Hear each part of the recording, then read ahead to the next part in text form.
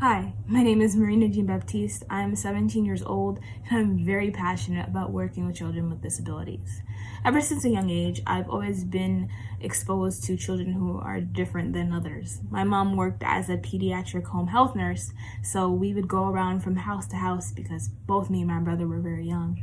And I'd see kids who were on ventilators, who took several medications, kids who had feeding tubes, tracheotomies, and it was just an enlightening experience. Then, in kindergarten, I met my best friend to this day. Her name is Victoria, and she has a cerebral palsy. I did what she says most kids wouldn't have done. I clung to her and I saw her for her, and just having her as a friend has opened my eyes to so many different things. However, this passion for working with children with disabilities really sparked after 2 years of volunteering at Camp Abilities Long Island. Camp Abilities is a 3-day sleepaway sports-based camp which is made for blind, deafblind, and visually impaired children from ages 6 to 18, I believe. We take sports that are usually in school, such as soccer, baseball, and volleyball, and we adapt them for the children to be able to play. So soccer becomes goal ball, where the ball has bells in it, and baseball becomes beep baseball, where there's a device in the ball that allows the children to hear where they need to swing.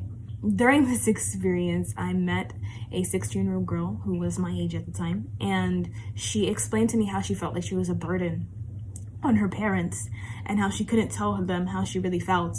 And in speaking with a lot of the kids, I realized that the majority of them there were really unhappy with their situation. They didn't think it was fair that they couldn't see while others could, and they're definitely justified for feeling that way. But when they went to coaches and counselors at the camp, they were literally just told to be happy. I didn't know how I felt about that. I thought that we were just trying to help them at that moment, but I really didn't understand what was going on. It wasn't until my health declined and I realized that if you're just told to be happy 24/7, that doesn't really help. Being able to deal with sadness sometimes is okay as long as you don't stay in it. The next year, I went back with, my new diagnosis, my chronic illness and everything.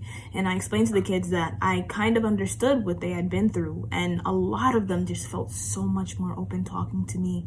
And they even seemed to be a little bit more happy when they left the campus. I wasn't sure if I had done a great job in helping them. And I doubt my conversation with them changed their life in total. But I realized that I need to go into mental health when it comes to children with disabilities. In my journey with chronic illness, my mental health was forgotten about a lot, and imagine what it must be like for these kids.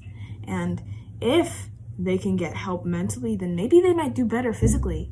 So going forward, my main passion is just helping kids who are disabled reach peace and happiness with who they are and self-acceptance, because that's the main goal of anything.